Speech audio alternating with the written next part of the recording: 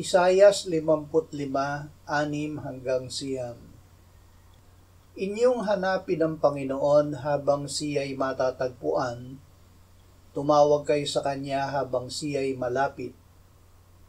Lisanin ng masama ang kanyang lakad at ng liko ang kanyang mga pag-iisip, at manumbalik siya sa Panginoon at kanyang kaaawaan siya, at sa aming Diyos, sapagkat siya'y magpapatawad ng sagana.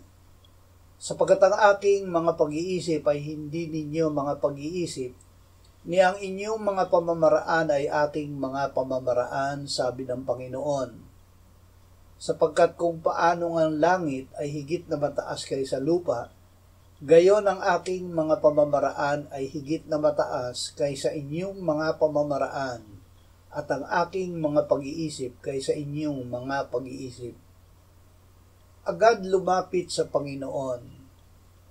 Diyos mismo ang nagsabi na ating hanapin siya, tumawag sa Kanya, at manumbalik sa Kanya, at tayo'y kaaawaan niya, at siya ay magpapatawad ng sagana.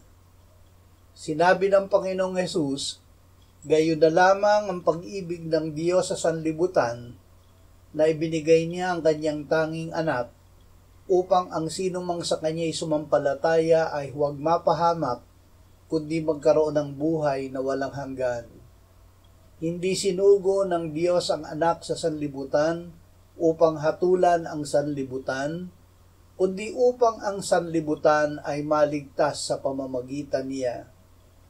Ang sumasampalataya sa anak ay may buhay na walang hanggan. Amen.